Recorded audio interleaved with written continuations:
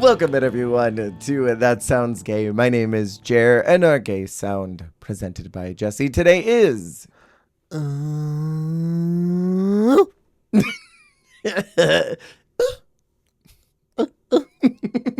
was very gay. It was extremely gay. While we're recording this, we're in Pride Month, so you have like optimal gay running through you. Like the conduits are hot. Maximum gay. Maximum homosexuality. Homosexual. So Elijah, do you want a sandwich? Sandwich. So can I make you a sandwich? We are chit-chatting today and next week about Drag Race Down Under Season 2. We're finally back here. Well, we're back. Last time we were Down Under was, I feel like, a long time ago. Like, this was over a year ago, I feel like, that you and I recorded for Down Under. It's been several years. Yeah, it feels like a long ass That was time. back in like 2017 or 18 we recorded that. I think so, yeah. And now here we are. We just started lockdown. You know. Pre-record. Actually, wait, no. I think this We're going back in time. Yeah, this aired post that. No, because we have the We're predicting the it from BTS footage pre-lockdown. Yeah, we're doing brackets with Madame Leota. We are in Down Under 2, and I think it's honestly a wonder that this season even got renewed at all. They really took a chance. ABBA, take a chance on me. Okay, and it's also a miracle that it didn't get canceled again after season 3, TBQH, because this season, not that season 3 is bad, it was just snooze. So, but it's definitely gonna go for 5 because 4 was great. So it's the even numbers. She's an even numbered girl, so next season's gonna be rough. Great.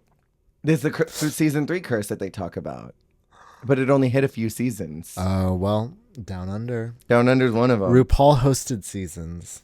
No, because US 3 did its big one. US 3 was everything, and Canada girl. 3 was good. UK 3 was kind of a bust. They say España 3 is bad. Ain't that the tea? Thailand 3 was miserable. Philippines is great every time. Sure. She brings it to you every ball.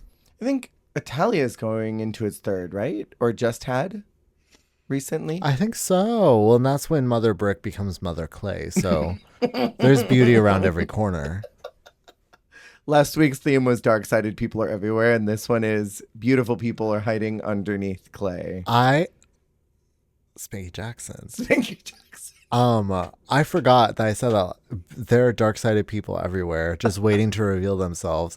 That's honestly so true. It really was. And it still is. I need true. to remember that. Yeah, that was a good one. When I shield myself from the outside world, I need to remember when I put up my defensive bubble, I need to guard myself against the dark-sided people that surround me. I need to get that on a shirt or something. As I walk through the valley of the shadow of death. I shall fear all the dark-sided people that are around me. I will stay pickled. Sister, I'm pickled. Speaking of, pickling is like when you've got work done, right? Yes, because you're preserving it. Right. Speaking of pickled people, our very first person to walk in the workroom is Hannah Condon. Oh, sister. She's so pickled. Okay, so I'm going back in time again. This happened with a lot of different seasons we've covered so far. I'm perceiving Hannah now in her original state, but I loved her in UK versus Yes. She was my winner. It's the Arancha Castilla-La Mancha. Oh, Time Traveler's. Yeah, Time Traveler's wife. Time Traveler's, she already had hers is. I love this entrance look, this cute little like turquoise number. It's very entrance look. She comes in pretty all-stars ready. Totally. I mean, she's not changed. No, she's always been that girl. She's such a hoot. I feel like they brought her in first because they knew she would be like a safe, like, bring the action. Bring it now. But no, she's hilarious. I love her gremlin energy. Every time she laughs, I cackle. What she say? I'm here to get it gay and get it girly. Yeah. That's how I feel like I should start every day. Let's get it gay and get it girly. I love her. And she did the Beveragino, which you do. I say the word Beveragino so much, and she's a woman who introduced it to me. I feel like her mind just works in wonderful ways. Mind of a mastermind. So true. Next in the room, we have Faux Fur. She says, you may want to lay off the MSG. Hat comes down. Flop. Oh, hat coming off. Hat flop. You may want to lay off the MSG. Hat flop. Because she doesn't hold it. She just like flicks it up and then like hands on hips. Hannah is losing it. I would have been cackling. I think it's so funny. Hannah is absolutely dying. She's not even trying to like be quiet. She's like, this is hilarious and I'm witnessing this live. I love that she gave herself her own second take. She was like, no, what? Never mind. She just laughed. She's like, anyways, let's do that again, y'all. Did you go on lunch? Do you want to try that again after lunch? It reminded me of when Mo on season, I think it was 10, was like, okay, cut. And Michelle was just Great. like, what? Cut. Great, cut. We're done. 1, 2, action. Queen. It reminded me of Melinda Verga tossing that hair up only for it to effortlessly fall right back down. Oh my gosh, yeah. It was iconic. Yeah, that hat went to the Melinda Verga school of floppery. I kind of hate this entrance look, but she is iconic. She's iconic. She's a hoot. This look is crazy. Yeah. But she's also crazy in a different way. Early controversial opinion. I don't think she was the worst this week. I was really sad when she left the first time I watched this. I was like, wait, no, shit. I feel like they're just like, the boom mics couldn't handle it. No. And I feel like last season, JoJo Zaho was not the worst in the room that first week and probably shouldn't have gone home. So it's like always the first out is like, why her? Yeah. Why her? Yeah. Next we have Spankie Jackson, but Jackson with a Z, not Jackson with an S, because the Jackson with an S go son, not zn. Okay, but does she not immediately come in and give? Well, on the internet they call her father. They don't call her mother. I don't know if I ever told you this. No. Instead of calling her mother, they call her father. Father Spanky, which does make sense. Because, like, that is father. I love her. I think she's a hoot right off the bat. I love this freaking human unit. These black strappy shoes. No tights. Bare leg. That Balls is out. So diva. I'm sorry. That fucking Nordstrom rack ass shoe, that Steinmart shoe, and a bare leg. Bare quarter flesh. gloves. Glove, a black leather quarter glove with this like prom dress. Well, it's not a prom dress. I love that they call it a shirt. Yeah.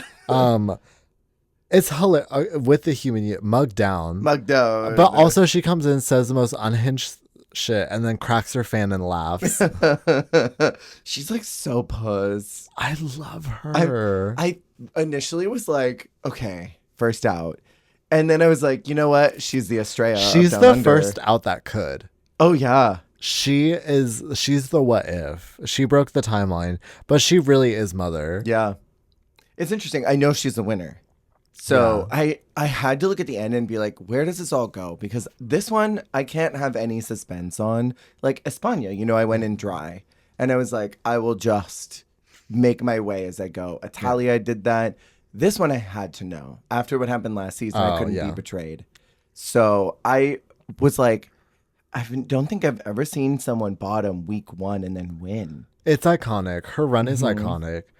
I also love that you can already tell is my favorite kind of first episode. Everyone knows each other. Yeah. So the reactions when people are coming in are absolutely hilarious. Well, because even Hannah says like, "Oh, do you know who that is? That's Spankie Jackson. Like she's a diva or like she's hilarious or something." And it's like it's so funny because it's so true and like you don't know how they're gonna cut up. And then like when certain people come in the way like Beverly reacts to certain people, like it's just so funny. Like I love that they actually know each other because I feel like it adds to the flavor. It does. And I think this is something we talked about with not only Canada, but I think also España too, is I think you and I both like when the show allows us to see that they know each other. Yes. Because nothing is more annoying than when they try to hide that they know each other. And they did that in a few seasons of US Mainline where it's like, you guys know each other. Why are we pretending that we don't? Season 7. Trixie not knowing Pearl, not knowing Max. 13. I feel like it happened in 14. But like, I'm kind of into Spanky, and I've always been told that I would like her. And literally for episode 1, I'm like, booger boots, first out, don't like her. And then as she's gone on, I'm like, wait, this diva is so like, I said Melinda Verga earlier. This is like not meant. Sorry, Melinda Verga. Not unwell, Melinda Verga. She's Crunchwrap Supreme. Crunchwrap Supreme, yeah. But next we have in Beverly Kills. This look is crazy. The look is crazy. Not as crazy as her walking in. She says yippee-ki-yay, whatever. Cracks her whip and Faux Fur screams at the top of her lungs like she just shot a gun at a producer. Like it was like literally like she killed somebody. It was crazy.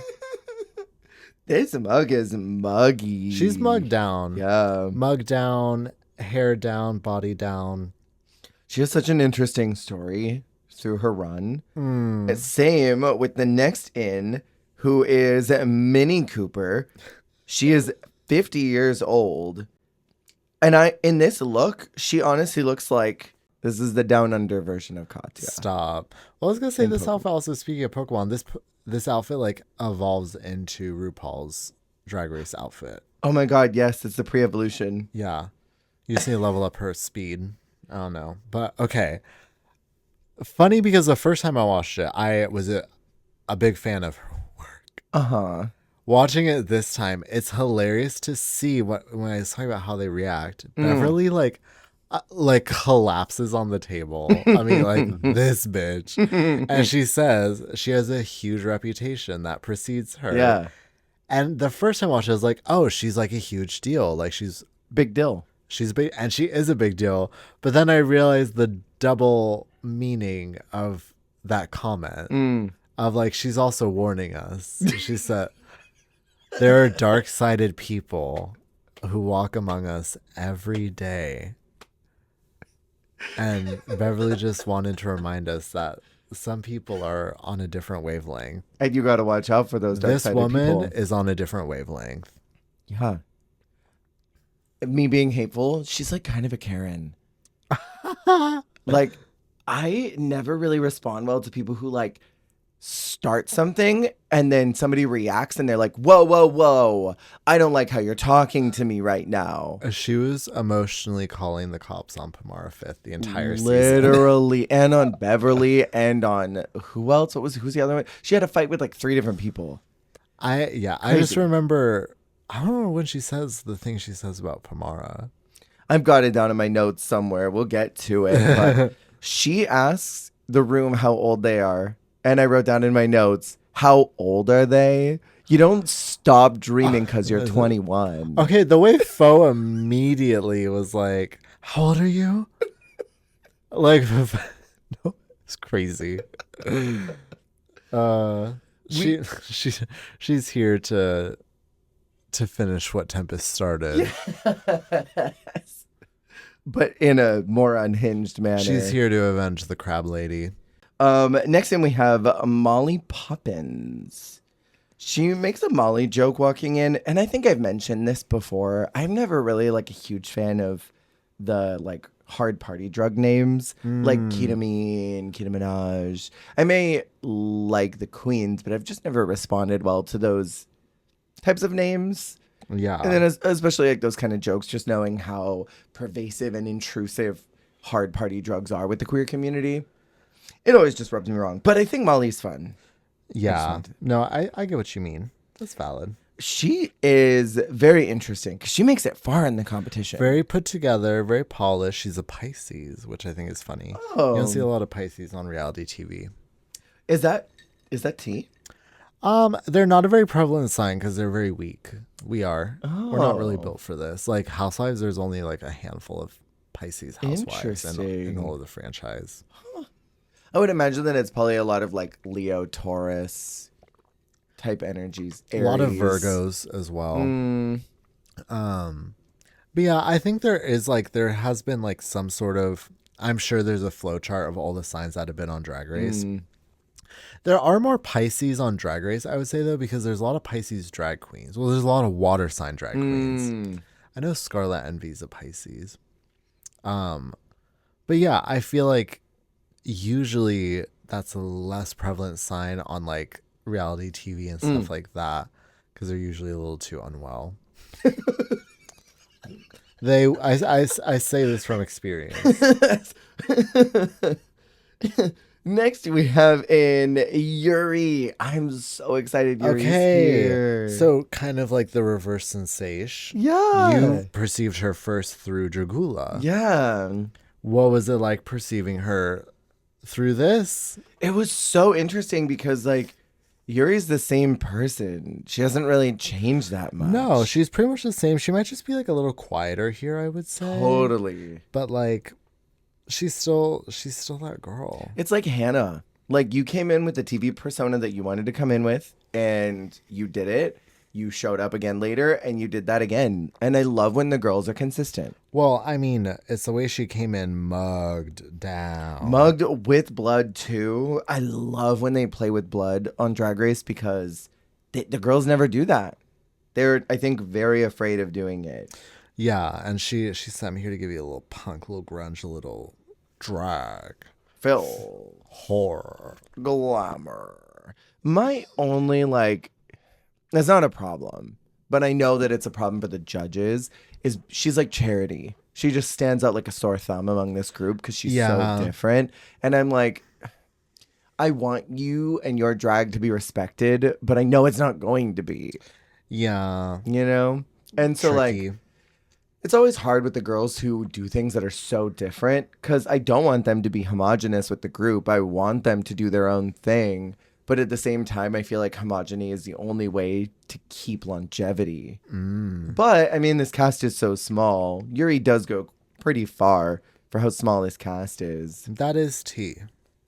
But I like her. I think she's great. I think she was so good in Dragula. Yeah. And it was nice to see her here. She has an interesting story arc throughout here. She does. But it's fun to watch her television origins. Yeah.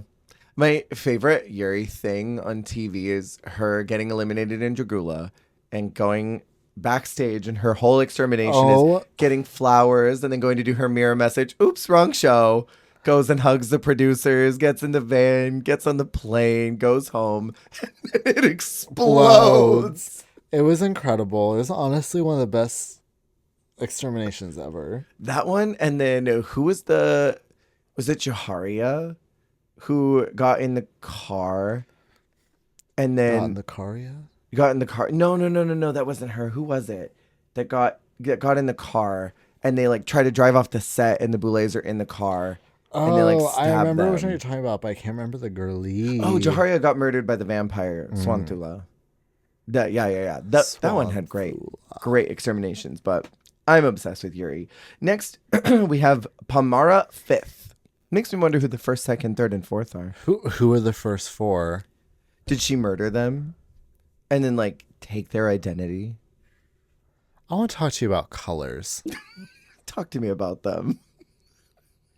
Do these colors go together? Magenta and chocolate and what is that, amethyst on the wig? And then like the Barbie underside, pink shoes. Barbie pink, the underside of the chocolate that's orange. I'm sorry, magenta, hot pink, orange, amethyst, and brown. Color choices in theory was ignored. I'm so fascinated. She's a fascinating woman. Pomara looks like someone, and I can't place who she looks like. I mean, when I see her, I just see my aunt. Oh. My dad's sister. Yeah. She reminds me so much of her, and and it's so strange. Oh, no. Do you see it? I see it. Isn't that so weird? That is weird. She's giving auntie, literally. She really is. But I do really need to know, like, who were the other 4 Pomaras? Where are they now? Did she kill them to get here? The Pomara 5th story. And then there's like a Pomara Is it 7. like 11 from Stranger Things? They were all experiments or something. She's the success. She's the successful one that's ready for the public. She's the successful one that's ready for the public, but she also is colorblind to all colors. They didn't notice that until it was too late. They had already sent her out. To be on Drag Race. They were trying to craft the perfect We should have waited for Pamara 6th. She got the color upgrade. She can differentiate them. Next, we have Aubrey Have. What a really fun name. Right? Theater queen, though. I'm very much getting theater queen vibes. Theater. She started doing drag during lockdown. Which we're recording this in 2017, so it hasn't happened yet. Right. But so what's that? what is that? But it was actually, though, it was so funny hearing that, because now hearing that, I'm like, oh, okay. That's actually, you could have been a lockdown queen now and been on doing drag a lot longer than a lot of the girls who have been on Drag Race now. Yeah.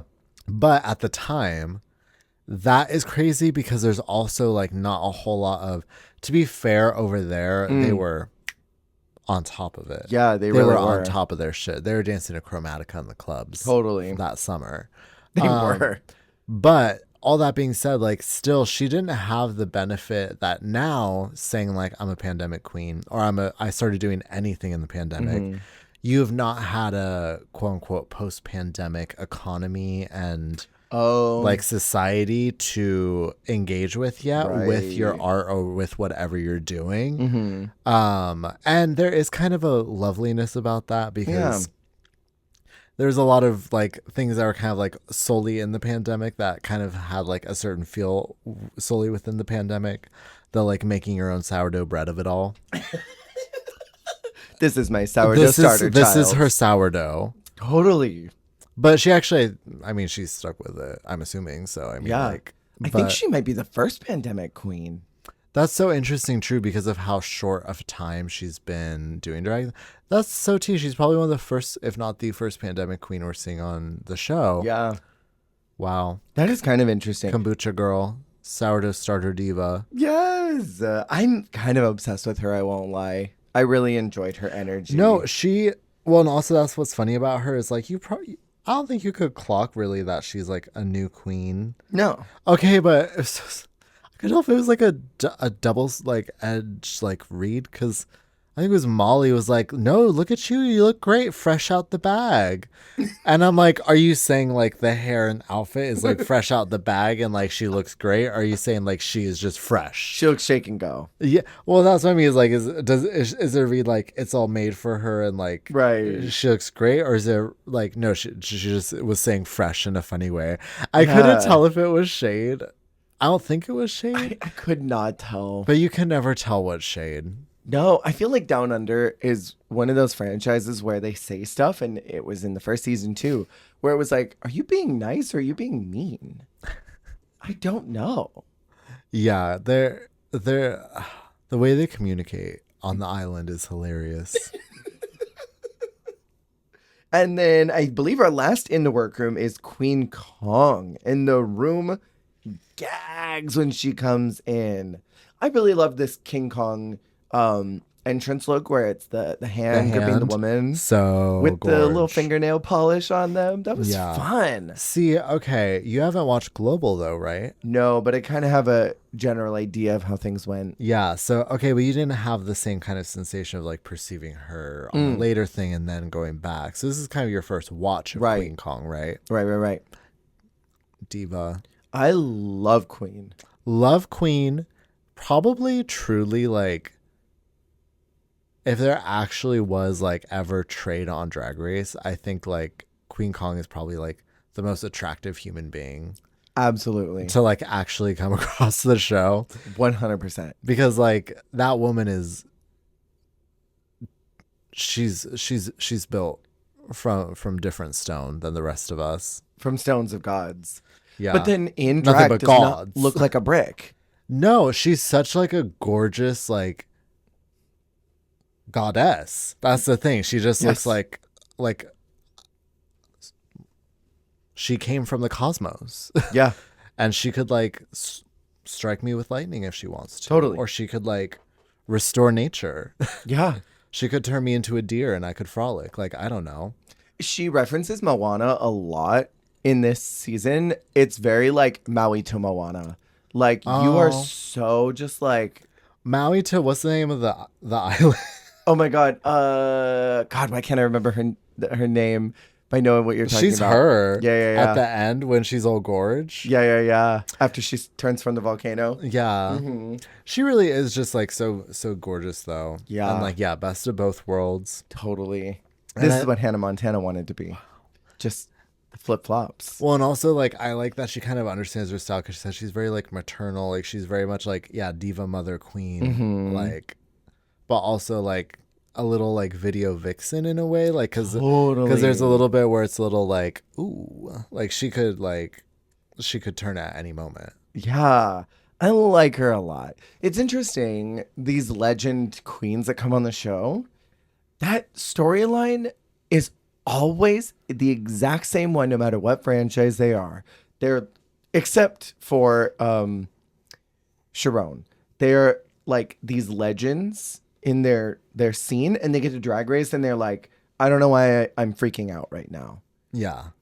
I don't know what that is. Right? Why does that happen so frequently? She's so interesting too, because even going ahead when she does stumble, she's still just so mesmerizing. Yeah. I just love to look at her.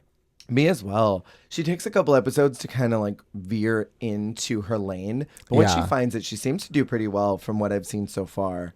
So even like Minnie's saying right now about Queen that she doesn't want to lip sync against her. The room is feeling very like, oh, she's winning this. Yeah. Like they already are getting that sense right from the beginning. So it's interesting that she's already being set up like this. Rue comes in and says that there was a rumor that last season she wasn't actually there.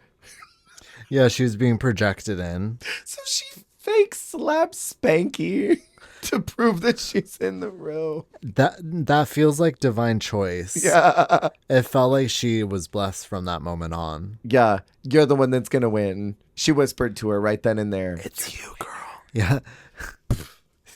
Can I tell you, unrelated, I saw this video on TikTok about one of the ENTM girls talking about how during their season, they found a list backstage, like a cover girl list, and it had 5 names on them.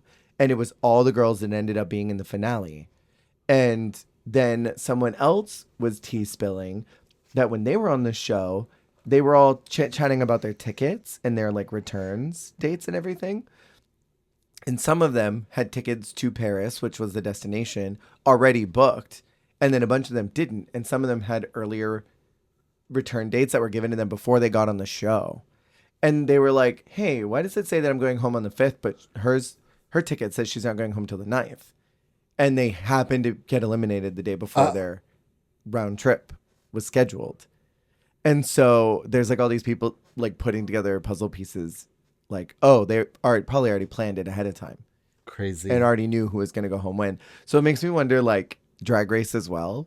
I wonder if they have like similar lists. It just adds to my conspiracy theories, knowing that another reality show did this. But I found that fascinating. That is fascinating. Our very first mini challenge is photo shoot. What is this mini challenge? What is this? Why are they at a hot dog stand? It's a sausage sizzle. Sausage sizzle. I loved so much Hannah getting that big ass hot dog, and she goes, oh no, that's too big. I have IBS. I'll shit everywhere.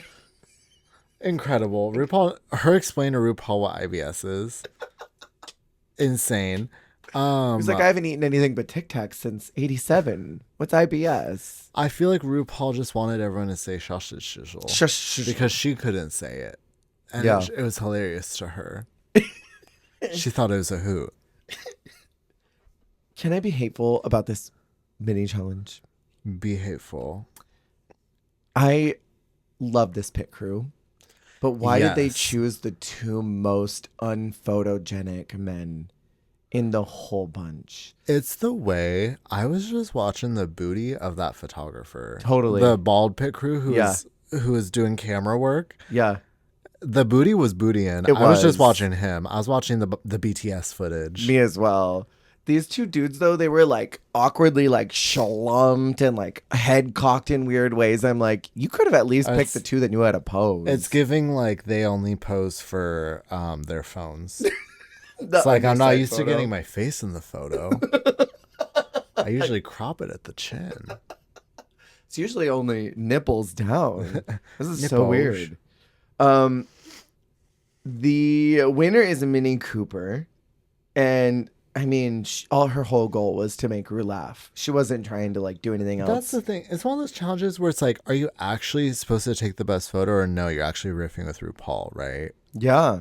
It seemed very similar to like UK, where I don't remember who won those photo challenges, but I feel like it was similar. Like your goal is to make RuPaul laugh. Yeah. Honorable mention to Molly's look at, oh, you like these tits? Look at these tits.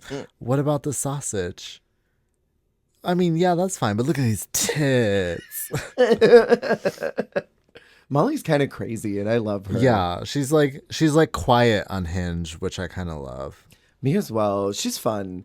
Our first maxi is to create a custom couture look inspired by the Great Down Under, naturally, and they're given actual garbage, like trash, like actual literal trash. Oh, we love April Carry On. I know you're listening, Diva, but they call it locally sourced materials, renewable, sustainable textiles, community sourced, sustainable textiles. I love a design challenge, but I kind of like the episode 1 format they did last year of the hometown looks. Yeah, I feel like it's so classic Drag Race, sewing challenge for your first thing, but I also like hate that. I don't know. I think if you're going to do a sewing challenge for the first challenge, the mini challenge needs to be a runway. Yeah. A hometown look. Give me a hometown in the mini challenge then. How about that? Yeah, give me a mini challenge pageant and then give me a sewing challenge. Oh, I would love that. For the, I would actually really love that. See, okay. Producers. I know you're listening. Call us up. World of Wonder. Mr. Wonder. The early storylines for this season, just from episode 1, are focused a lot on like young queens versus older queens. And this is something that I feel like Mainline has tried to do so many times in kind of those middle seasons that never really stuck very well. No, it's kind of tired. Yeah. At the same time, though. TBK. I agree. So let's get into this runway. But before that, I made a very significant point to take a screenshot of a moment that I just want to talk about. Was Raven not available for RuPaul's painting? It looks like Ru took her thumb and like put it in that green eyeshadow and just rubbed it on her lid and was just like, well, that's enough. It's giving me Grace Jones by way of Flintstones. By Grace way of Yabba Dabba Flintstones. Grace Flintstones. Your Grace Jones was a little Grace Flintstones. I don't know if it's uncouth to talk about her looks, but was Raven not here? Afraid to besmirch Mother's name. I know she's listening. She'll cancel us. Yeah, we're her number 1 on Spotify. She's our top patron. She's in our diamond tier.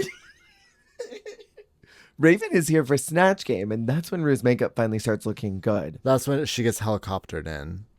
I mean, was somebody else there and Raven like couldn't get a passport or something? I just gotta know, because Rue looks rough the first 3 episodes, like really rough. So let's talk about this runway really quick and these sewn looks, which, I mean, I think they all did a good job for the literal garbage they were given. Like actual trash.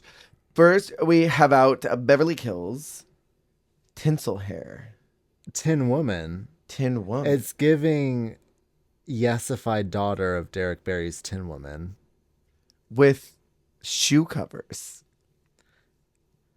How about that? It's like literally a veil for her shoe. It's like a wedding veil for her booty that cuts her off at the ankle. She should have at the end of the runway like lifted it to be like, look, there's a booty underneath. The way it cuts off the leg is a little crazy. Yeah. Legs like stumps. I think the silhouette is cute. Silhouette is cute. She has good hair. Yeah. This diva has good hair. Even with the tinsel wig. Like, I normally hate these. I hate a tinsel wig, but like, I just mean like everything she has is, I don't know if she just has someone who styled them for her and she packed them perfect or if she's good at styling, but I love how all of them are styled. Yeah. She's got some really nice hair this season. We've got Hanaconda. I felt this was like Kylie Minogue Moulin Rouge. Totally. This was like fully that. And Hannah was kind of freaking out about having to design this. I thought she turned it. Yeah. I love when they do something more costumey creative for a sewing challenge than trying to do like a high fashion couture. Yeah, which ends up just being what, a mini dress with one sleeve. Like, come on, it's tired. I'd rather you give me this. Right. Can I say controversially that ball in UK versus the world? I thought Hannah was so cute in that ugly rat dress that she made. Her rat dress, listen, it's her. Yeah, I think she's got great characters on the runway. It's Hannah, it's Conda. It's Hanaconda. It's Hanaconda, bitch. Next we have Minnie Cooper. Yes. We do. It's giving me season 3, episode 2, Queens in Space. It's giving From me Mars to Uranus. Prepare to redacted abort in 3, 2. The fact they kept that. The fact that they kept it but redacted the word. The T word. Just cut it right before. 3, 2. Because, like, yes, that is her other most iconic moment, other than Prison Honey. But, like, I was dead that they included that. I was howling. She had no other lines. That was all she had. No, that's her moment. Oh, this God. was that, though. The hair is cute. Hair is cute. She also has good hair. She does. I mean, it fits within her style. Mm-hmm. Mature and demure. Yeah, but it looks like one of fun. those car things you used to block out the sun. Yeah, the sunshade. Yeah. Yeah, put her in the windshield on a hot day. Could also make popcorn on that, too. I don't like it. Next. We have Aubrey Have. I think her makeup looks really nice. I hate this. Why does she look like... Why does she look like from here? If I zoom out enough, she's giving me MPB FAG. It's the shade of red. It is. It's that Nicole Page Brooks red. I don't like this. Her makeup looks really nice. This is so true. This is such a sewing challenge look. That's the thing. That's what I'm saying, is it's giving tiny little dress that is supposed to be fashion ? She said this was foreskin. But why is it like a necrotic green? And why would you reference foreskin? Why would you do foreskin like that? Yeah. This is only supporting the stigma against uncut men. I feel like this does nothing to destigmatize foreskin, honestly. Not even a little bit. This is why we still have anti-uncut communities within. It's because of this dress. Because of this dress. It's rancid. We have Queen Kong, who says that she was going for like a Moana inspiration. I thought it was really cute. It's giving me Farm to Runway. Mm-hmm. Season 11. Totally. But it works. It's giving me, your name is Queen Kong and you come out on this. I'm like, yes, that makes sense. You know? Totally. The thing that is confusing to me, we pull our photos from the wiki. We had the same problem in Canada 3. These blurry, low-res photos of the queens posing. It's like a fucking photo of Bigfoot. Like, literally. Literally like in motion, like from the side, like 100 yards away. Yeah. Like can't get it when they're walking down the runway or like when they first like come out. Like, what is this? Right? Why is it found footage? It's totally found footage. Next we have... Say it. We have Spanky Jackson. Oh, I need another take. The supreme psychedelic membrane. Invisible black panty, Jesse. Acid tumor. That's my new drag name. She's giving like... This is what a pancreas looks like right before it bursts.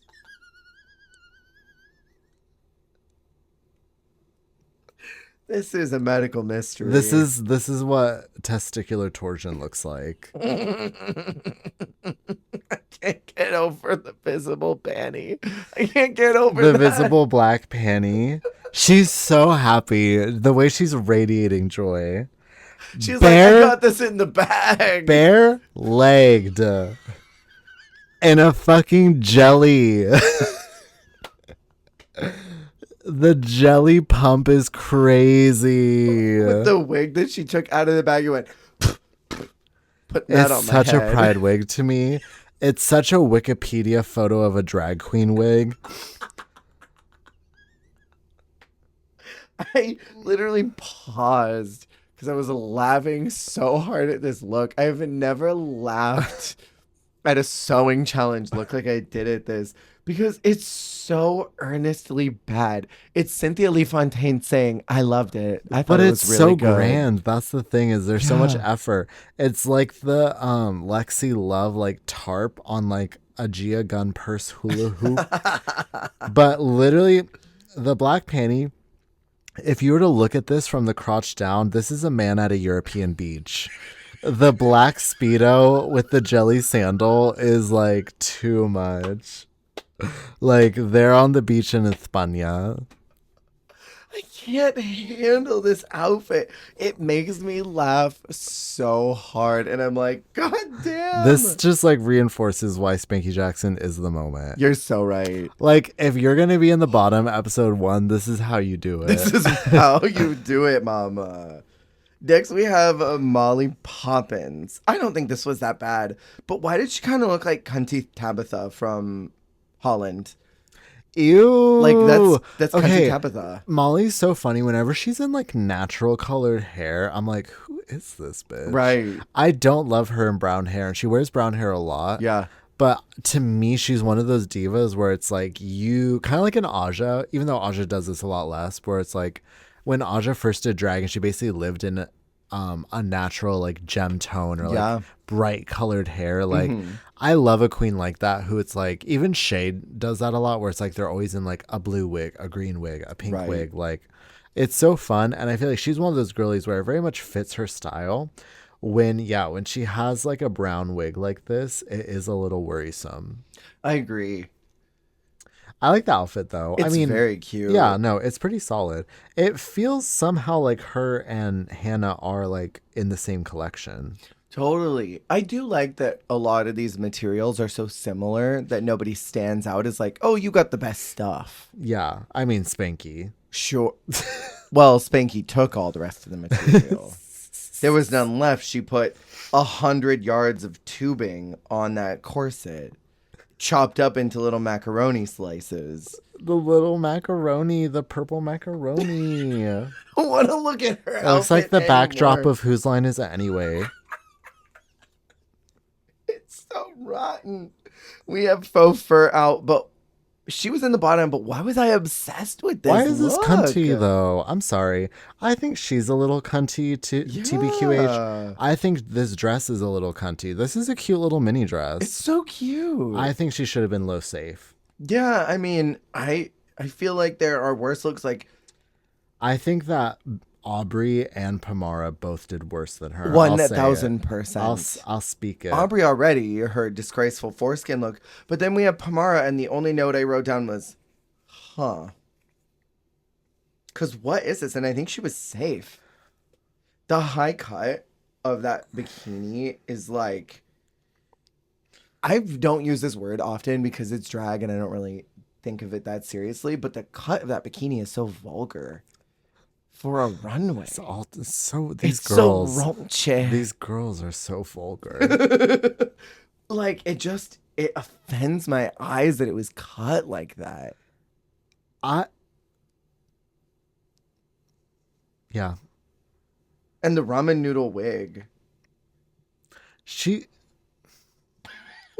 That's the way that you keep starting a sentence and then going, no. It's very Wadsworth and Clue. You could go in the, no. No. There's a telephone in the, no. This is bottom 2. Say that. Yeah, I agree with that. I don't want to talk about it anymore. The last one we have is Yuri. I'll talk about this. I want to talk about this because she embraced the materials. Nobody else used this clear plastic or whatever this blue piping is. And this is what I think of when I think of like the fashion girl. When I think of like unconventional materials, I think of what Molly did and what Hannah did. Those are like 2 where I'm like, ooh, good unconventional materials. R.I.P. to a fashion girl who can sew. Hateful. I wish that she could have walked in this. Yeah, Diva could not move in it, but no. It's great in pictures. The piping on this, the blue trim, the way it's used is like, I think she has boning under it because it's the corset. Mm-hmm. Actually crazy. Like this could have been a promo outfit. Like it's so good. This could be like a couture runway that someone was showing reduce, reuse, recycle was the theme. You know? It's so ridiculously, effortlessly, flawlessly puss. I love it. And the sharp lines, the way that it sort of jettisons out like a thorn on a rose on the hips and below. That's so visually interesting and probably complicated as hell to have made. And like you said, it's got piping on it. The lines are clean. And it's all plastic. I was the 5 billionth search. Oh my God. I want a Samsung KU619 Ultra HD TV, honey. Add on Drag Race Wiki. No, it's next level craftsmanship. She's so talented. Blown away, truly. I love that pop of red too on the nail and the lip. That's also just really smart detailing. And then that dark blue that's on the neck and the waist. It's just smart all around. Good stuff on this. Oh my God. This picture of Spankie Jackson is crazy. Are you looking at it again? No, I because that ad came up. I lost my place. So I had to refresh it. And this picture of Spankie Jackson at the premiere looking like she didn't know her photo was going to get taken. Wait, hold on. It's like breaking my phone. My phone can't. It's cursed imagery. This is in your 7 days video. Stop! What is it giving? It's giving poopy poison. It's giving poopy poison and Miss Mosu fused to become one, like a Megazord.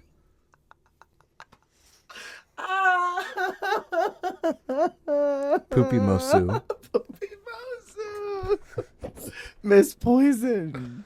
Well, that's a lot nicer. Miss Poopy Mosu. Miss Poopy. Hi, I'm Miss Poopy. Okay. Okay. I'm breathing. So our winner of this very first challenge is Molly. And our bottom 2 is Spankie and Faux. And again, I don't think it should have been Faux. I think Spankie was definitely the bottom. I think it should have been Spankie and Pamara or Spankie and Aubrey. Totally. I think this probably would have been Aubrey's week to go. I don't think anyone could have taken out Father. No. Not to this Australian national anthem. No, the song is Get Out of My Way by Kylie Minogue. I fucking love this song. This is such a good song. We need to talk about how Kylie never misses. Her new album, Flawless. Yeah. We need more Kylie songs in Down Under, in UK, in US. Yeah. She is diva queen, mother, slay, woman. Boots. Okay. The cut of this was weird, though. Cut was very suspicious. It was cut by someone who'd never heard this song before. Mm-hmm. But fun lip sync. Yeah. I thought actually Faux Fur was pretty good. I really thought both ate it up. She's a really good, like, kind of like feminine, like gorgeous lip syncer. Yeah. But Spanky was very like that. Honestly, that spin into the jump split was very unexpected and fierce. I was like, what the fuck? This bitch. In no tights. No time. Bare-legged, splitting that skin open on the paneling. Spanky is so crazy, and I understand the obsession. It's so crazy. Yeah, her social media videos. We need to discuss them later. Yeah, we need to discuss her social media presence. I'm ready because I think it reinforces why she is mother, why she is icon, why she is diva queen, why she is parent, palette. What? There's a girl on. There's one of the judges on Philippines. Her name is Khalid Karen. Okay. And the way you said parent, it sounded like Karen.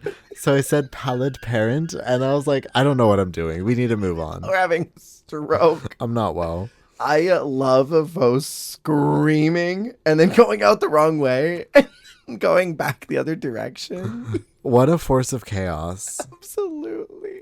I kind of lived for her, and I was sad she was the first one out. Yeah. We're covering the next couple episodes, so let's talk about, really quickly because I hated it, episode 2, KG Queens. Every season's got to have that god-awful acting challenge. Yeah. And the god-awful, hey, you were the winner last week, so I want you to set up storylines for us so the producers don't have to. I know, right? Who do you think is your biggest competition? Who do you think's the most fashion forward? Who do you want to fuck? Who's next to go home? And who do you think is ugly? I just hate them. Yeah, no, it's very low vibration Drag Race. Yeah. Any thoughts from the recording of the challenge? Michelle seemed as over it as I think we were. Yeah, I mean, it just was probably the cringiest thing I've ever seen in my life. It definitely was a cringe farm. I love that Reese was living for Spanky, though. Yeah. As soon as Spanky opened her mouth, Reese was like cracking up. And Reese was like, I understand why she's winning. Yeah, I thought that was hilarious. But no, it was bad. It was rough. It was dark-sided. It was. The person who wrote that script, jail time. It was like they wanted to try and catch the iconography of the season 4 challenge, but just it was written by someone who didn't watch Drag Race. Like they asked AI, can you tell me about the season 4 prison challenge? And then it said, it literally was like, you know, what do they call it? Reheating nachos. This was reheating. This was reheating nachos. But also, like, I don't want to say anyone. Certain people struggle with serving. And all of them? No. Oh. I don't want to besmirch all these women. Okay. But certain people like struggle to serve. Certain people like their face is giving like, I just got bad news 5 minutes ago and I'm trying to like keep it together, but my head is elsewhere. And it's not, the acting wasn't acting. That's what I'm saying. It was not. The nachos were like, have you ever actually reheated nachos before? I haven't. Okay. I didn't think that was something you could ever do. Sometimes you want to just get the cheese a little melty and you just want to get it there. So I actually don't understand this because like how long of the nachos like that you've been eating, like maybe it's just been an hour and they've gotten cold, or like these are fridge nachos? Like fridge nachos. Whoa. Like you started, but then they were too much, so you put them away. That's crazy. And then you take them out and stick them back in the fridge. Or you go to the movie theaters and you get nachos, but you don't finish them. So you keep that little box and you take it home and you warm it up. That's the sick in the head. Okay, continue. Dark-sided people are all around us. All around us. And I'm one of them. I have done that. Not gone to the movie theaters and bought nachos, but have put nachos in the fridge and then ate them later. That's very like first year of college tea. Like you make food for yourself and you just don't have time to finish it because you have to get to class. And you're like, I spent the $5 I had this week on these nachos. I'm going to finish these later. So you put them in the fridge. It's like I've warmed up ramen noodles before because I didn't have time to finish them. College year 1. It's a wild time. I think I need to be more grateful. Anyway, then the chips get like hard and burned because like there's so much liquid involved in all of this. And then all the liquid saps out of the cheese and it gets rubbery. Reheated nachos are awful. Oh, yeah. They're really awful. This was dry and rubbery, was it not? It was. What did you think about this first fight that is started by Minnie? Because she starts to talk about something that she's been dealing with and she's interrupted by Pomara, who's like, yeah, we've heard, girl. And Minnie's like, well, they haven't. I was just trying to tell them. It's very disrespectful that you're being mean to me. Is this when she started hating Pamara? This is when it was. Or she wanted to talk about her dyslexia. Or did she already hate Pamara and this made her hate her more? She did hate her before, though. That's the tea. We learned that like 2 episodes. Is it the next one? 2 episodes later, that she did hate Pomara, that she made some underhanded comment to someone at a club saying, I respect that Pomara does drag, but I don't think she should be paid for it.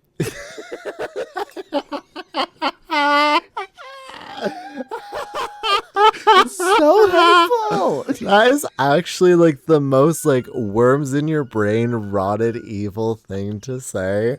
And I cannot, and I don't want to hold space for it. Because like that woman is like, that she needs guidance. She needs mentorship. She needs like a steady hand to like guide her down the right path in life. But like, God, if I ever had word come back to me that someone said that about me, I would retire. I would never make money again. There would be lawsuits from my end, but I would retire after. It's so evil. So yeah, she did hate her. And then this was just sort of like, I knew you were that girl. Yeah. I feel like. I knew there was a reason I thought you didn't deserve money and welfare. She said dark-sided people are all around us and you're one of them, Pomara Fifth. I thought it was me, but no, it's you. So let's get to the runway, where I must ask you, why does RuPaul have 6 inches of upper lip? I don't think Raven was on set. She's given a little sister on Voldemort. It's giving Facetuned Voldemort. It's very Whoville Voldemort. Like if Voldemort was Martha May Whovier. That is so true, because even like in the zoom out, like the features are a little like, oh. It's crazy. I don't think Raven was here. I think her visa was probably like held up or something. Our runway category is Fly Girl in Sex on the Runway. I like this concept. Yeah, bugs. I like that. You like bugs, right? Love bugs. What would you have done as a bug? I probably would have done, I don't know how I would have conceptualized it, but I would have wanted to do an isopod. Okay. A roly-poly. Yeah. So maybe some sort of like, I don't know, you could do multiple, like you could do it like body armor. I don't know. I'd have to think about that. Silky's Roach. Oh, I mean, of course. Iconic. I mean, also I would love like just like a housefly because like you could do like a kind of black with like a green sheen. Yeah. I think you could play with like colors because there's like that black and green like kind of like metallic realm, which I think is very fascinating. Yeah. So I honestly think like a cunty housefly would also just be really fun. I think like a caterpillar would be really fun. Like if you found a way to create like big voluminous circles that you could have on you and then even have some dragging off of you behind you. Yeah. That could be really fun. Almost like a Caterpie or something. Totally. You know, go a little more on the Pokemon so you can play with the color saturation. Into that. Did you have any standouts from these? of the bugs. Of the boogs. Any standout boogs? Honestly, I thought it was a really fun runway overall. It really was. For me, oh god, it's so hard. I would say it's a tie because they're so different. Yuri and Hannah. Thank you. That was exactly who I was going to say. They're the two. They're really the two. Because Yuri, this also reminds me of Onyx. From her, like, kind of like the Day of the Beast runway. Totally Day of the Beast Onyx. But this is just so fun. This also very Acid Betty, her runway for the neon look. It's also a little, is she hungry? Oh, is she though? Yeah. I love the shape of it and the color saturation. Doing these neon colors makes it draggy. Yeah, no, I see what you mean with the makeup and the way that she carried it through, like the lines of everything. It's very smart, really vivid and impactful. And then Hannah's is just so gorgeous and such like a different interpretation. It's kind of like what is it? Sunset Boulevard. Yes. Kind of. Well, okay, so brilliant to take like the very clear moth motif and imagery and then make it like a character like this. Yeah. It feels very animated, like movie to me, like kind of like James and the Giant Peach or something like that. Or like A Bug's Life, where you're taking like animals and stuff and you're giving them a personality based on their features. Like, it's just so brilliant. I love that kind of direction. Yeah, and I'm like a really big slut for Mothman, and so like the idea of like humanoid moths are really cool to me. Yeah, so this tickled my brain in one of those like head scratcher ways. I'm like, ooh, yes, sister, that's I'm tickled. it. This is a priestess of Mothman, and I'm here for it. I loved it. Those were my two favorites as well. Do you want to talk about Spankie Jackson? Spankie Jackson giving Power Rangers villain at the strip club. Spankie Jackson she's an enigma. Her she's wearing fishnets.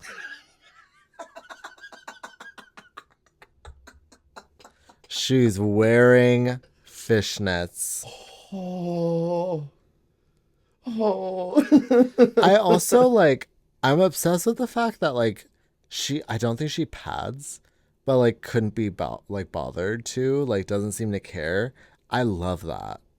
I love that she doesn't seem to really like corset or pad. She just like goes for it. She just does it. She just does it.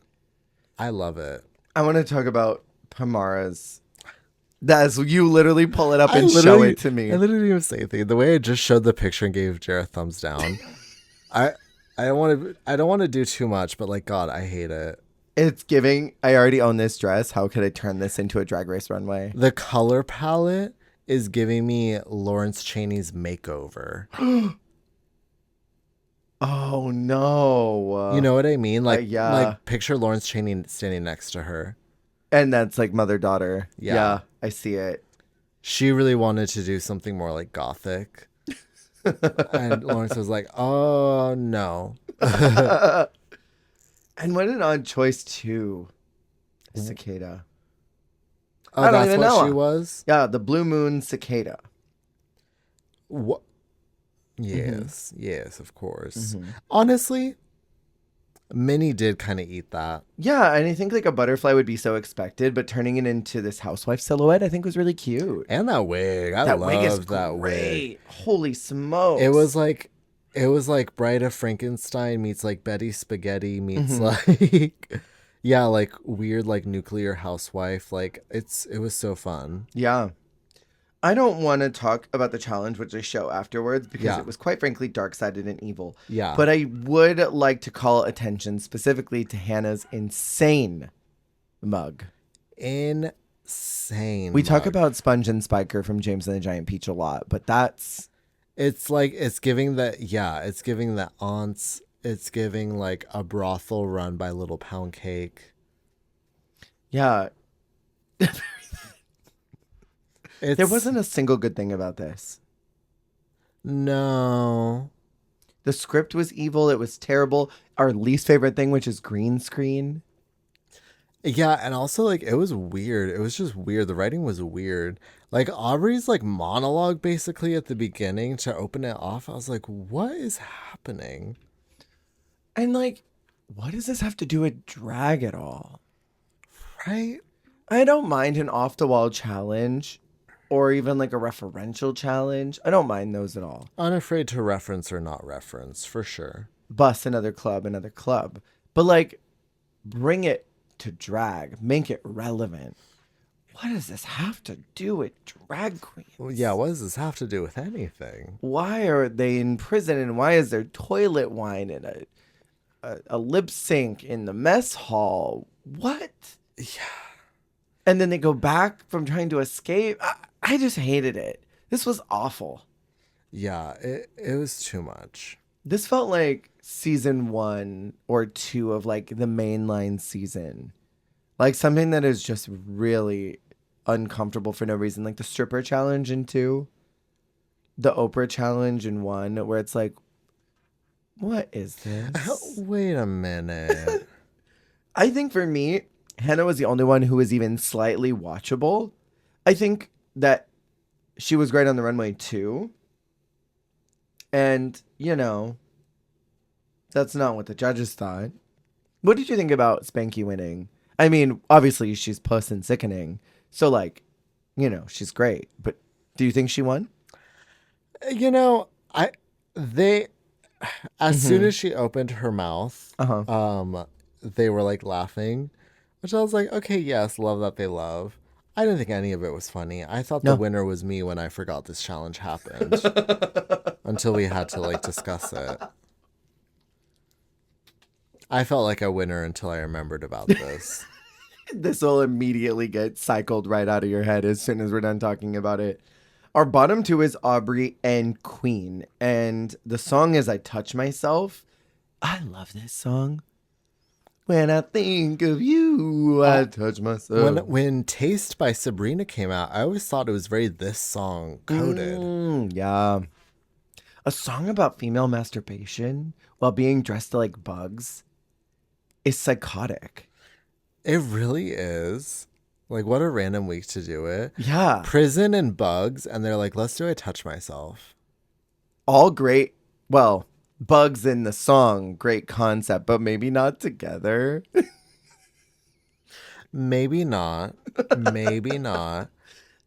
I just was so magnetized by Queen, and like she wasn't even really doing anything.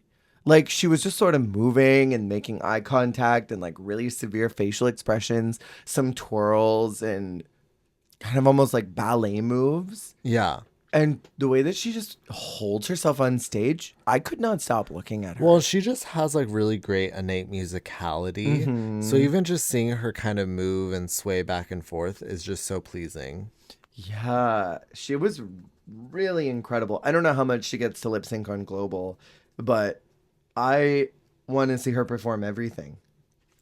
As you should. She's I'd incredible. be seated at the show. I would be tipping because she was it.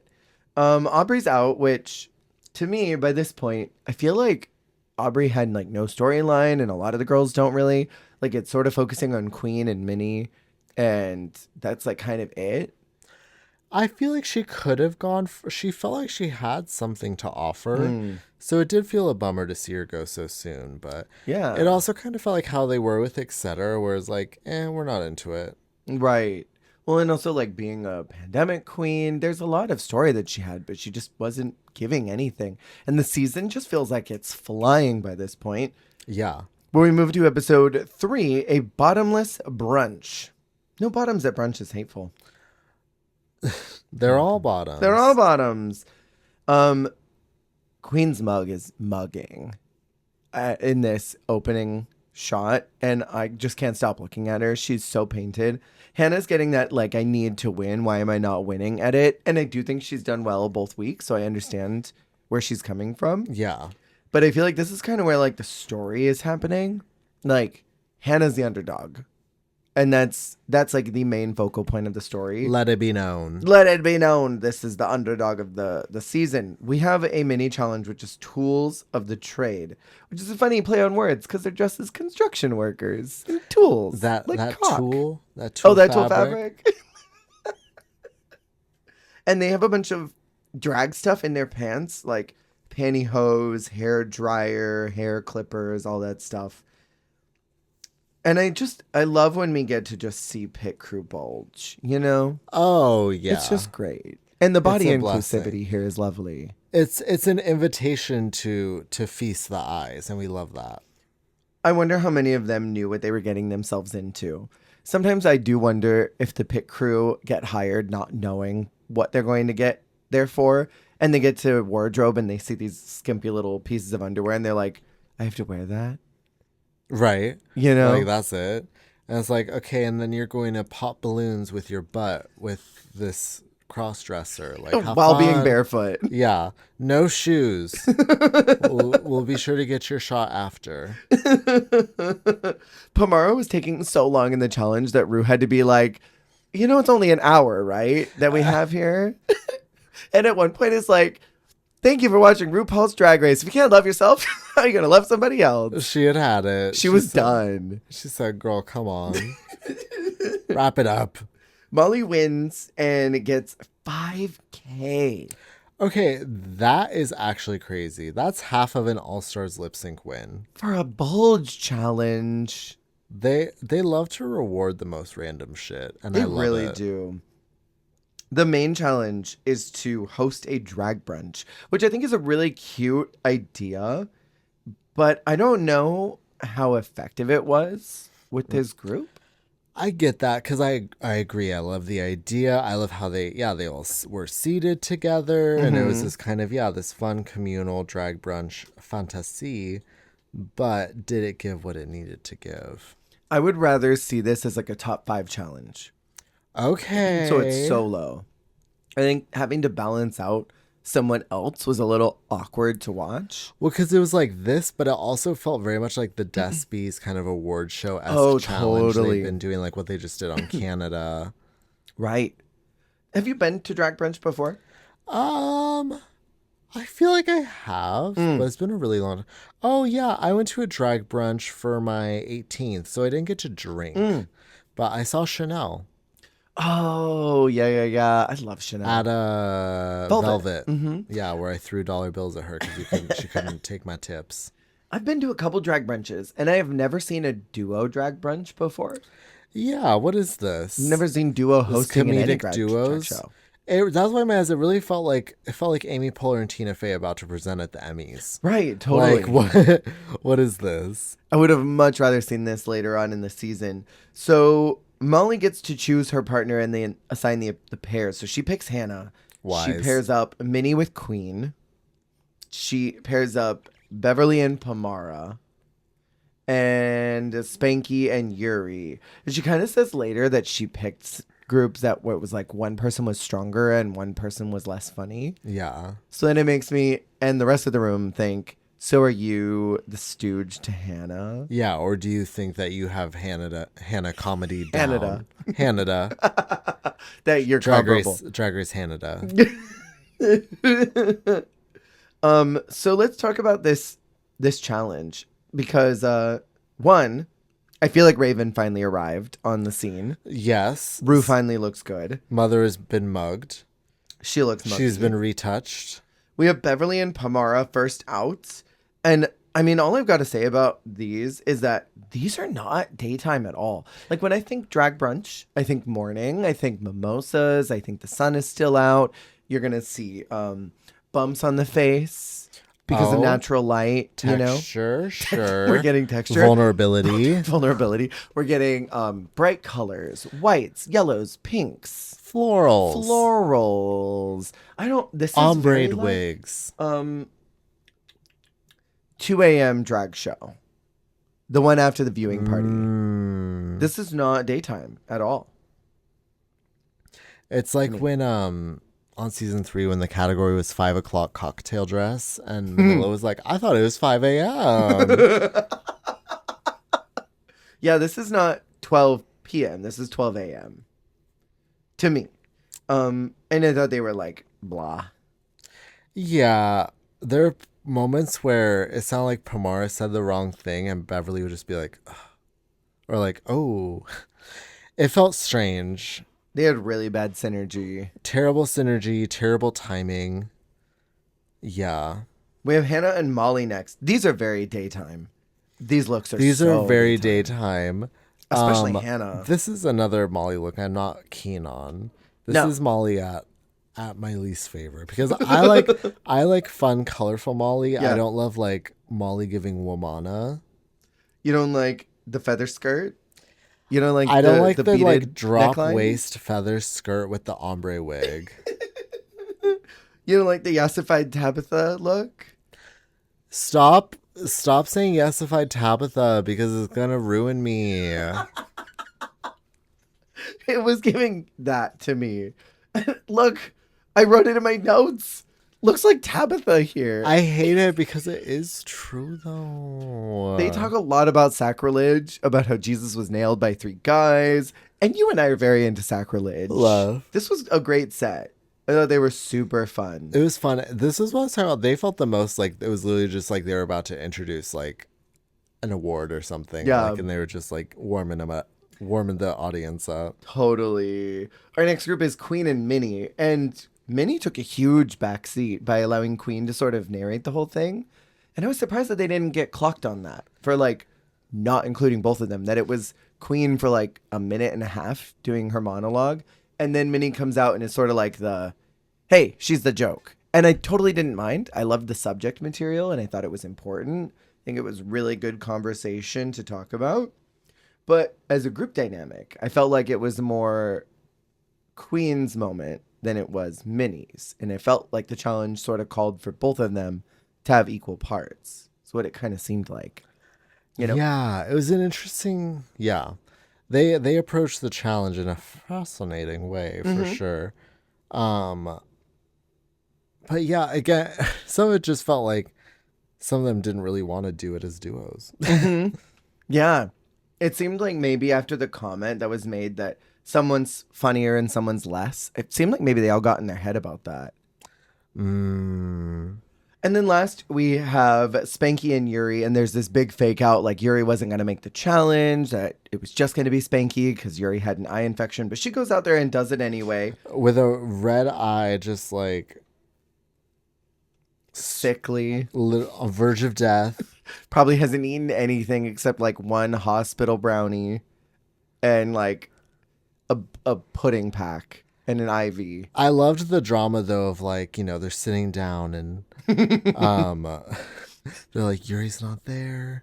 Like, you don't know what's going to happen. Yuri's not coming. And then it's like she shows up out of drag and it's like, oh my God, there's no way she's going to be ready. And then she comes out in this full ass mug. Fully mugged. Okay, but also I thought it was like hilarious how like she opened her mouth and everyone was immediately like howling. She was so funny the way that she was so sexual. And I loved her like glory hole jokes. I loved her, I'm Yuri guy and I have gonorrhea. Her delivery was crazy. She was just like horny, unhinged, Yeah. saying wild shit. And it's flavored with cum. No. This sauce. Oh yeah, literally just like this. Come, she was crazy. I loved it. She was so good.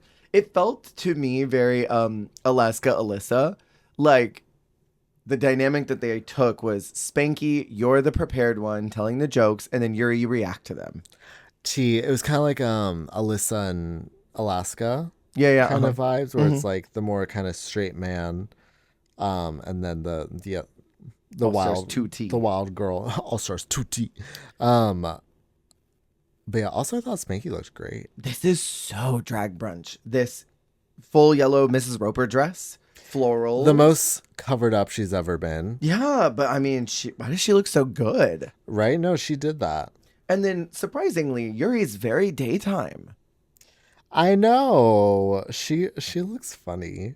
She looks like the girl that is like not always booked. She got called in to come and do drag brunch. She doesn't have daytime dresses. The face she's making is giving when Angeria did Tammy Brown. Oh, spin you right round. It's very that. Ooh, welcome children of nature. Oh, God. I think about that horrible impression all the time.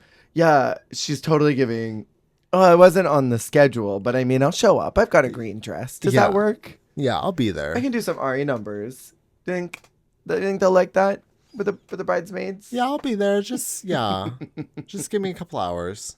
The runway category is Red for Filth, another reused runway prom from an old season. But I liked this. I thought they all looked really good. Did you have any standouts? I would say Yuri and Hannah again, honestly, because I loved Hannah's. I loved the piping. She was one of the only people to really like incorporate a lot of black. I think her and Queen mostly. And it was effective because a lot of them were just sort of like a washed out red.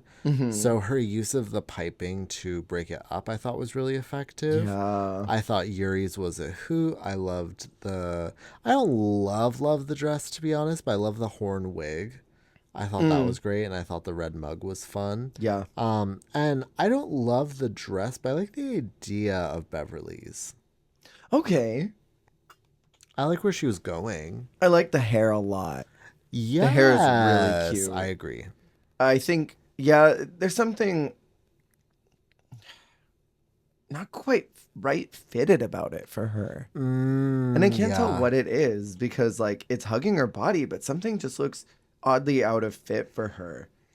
I feel like it needs to be a little more fit and flare. Like, it's a little too, like, it doesn't go in enough at the waist, and then it's just, like, almost straight down from the hip. So it's, like, I feel like it needed more, like, body at the bottom or something. Speaking of people who needed body, Minnie. Why did she not have, like, a breastplate or breast cups or something? Because that dress was falling off of her. She was just a modest, skinny woman with no breasts. She just couldn't. Oh no, my dress is falling off. My dress is just falling off me. Oh Lord. I love the homage to HIV/AIDS, and I think the messaging is important. Yeah. But like, safety pin the garment, mama. Tape it to your chest. It. Fashion tape. This is a fashion emergency. Fashion tape, Bradley. Fashion tape. Literally. I'm obsessed with Yuri's look as well. I love that it was a devil, and especially knowing that she had an eye infection too. That she still did this. All she saw was red. All she saw was red. And she said, you know what? This is a perfect day for this. I blend. I'm ready. I'm clocked in. Spankie and Yuri are called as the immediate winners, which I think is correct. And then everyone else is basically up for elimination. Gaggy. Super gaggy. Because I think that Hannah probably shouldn't have been, and then Queen shouldn't have been. No, there's definitely some really strong people. Yeah. But I don't think you can call just a bottom four. I guess you could call a bottom four. They've done it before, I guess. Yeah, why not? It's down under. After deliberation, Beverly and Pomara are immediately called as the bottom two. Like, no exposition whatsoever. Just step forward, you're in the bottom. All right, flops. Move forward. I wasn't really expecting Pamara to be in the bottom because she got like 2 seconds of critique. Like almost nothing. And they have the song Starstruck, which features Kylie Minogue on it. And it's it's Years and Years. I believe so. The skirt coming off to reveal the Barbie puss. Barbie. Okay. I've actively been taking screenshots. Because it was Barbie puss and then like Wendy's diva. It was so the Wendy's red girl. pigtails with the red bodysuit doing like gymnastics. Gymnastique chic freak slay. That's my new drag name. Gymnastique. Gymnastique tiara. Yeah. Beverly's in, Pomara's out.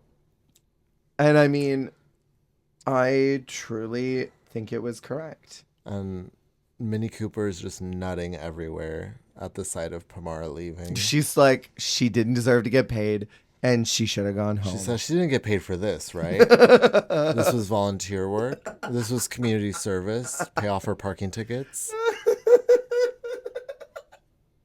Episode 4, the last one we're talking about today, is the Snatch Game, which I wrote, oh dear. I texted you about this. Yeah. It troubled my soul before we got into it. Sister, I'm troubled. No, if we want to talk about darkness, the void is coming. Yeah.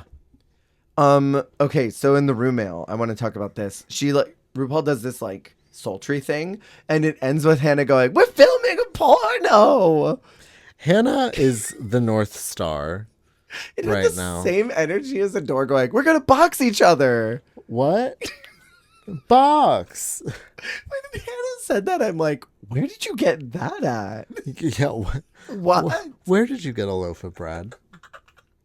They're gonna do the Snatch Game this week, and last season's was such a mess that my expectations were on the floor, like below the floor. Yeah. They were in the basement. In the Bindi Irwin basement. Exactly. Of World of Wonder, where Katya and Trixie are filming season 18 of Rue asks Beverly during the walkthroughs, "Are you considered funny among your friends?" It gave me Ella vibes that, are you just a failed actor that turned to drag? She said, "I need to clock her, but kindly." Mm-hmm. I feel like I do need to put this skank in her place, though. It's very that. And then during the walkthroughs, Minnie airs out that Beverly did not get along with Pomara, even though she said that they did in the challenge last week. Messy. This was so messy, Boots. Do they just like not like Pamara? Like, what's happening?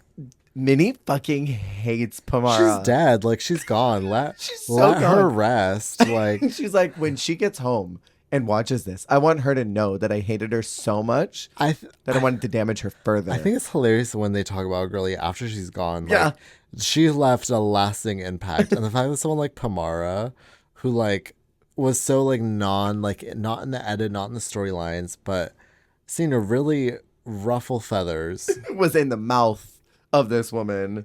So let's get into this snatchy game. We'll go through it really quick. We have Minnie as Ellen DeGeneres. Why Ellen again? Hi, I'm Ellen. Hi, I'm Ellen. I'm Ellen. No, she was not. She was not Ellen. She looks like she's about to go golfing. The Argyle sweater and also the hair, the way it was like swooped back.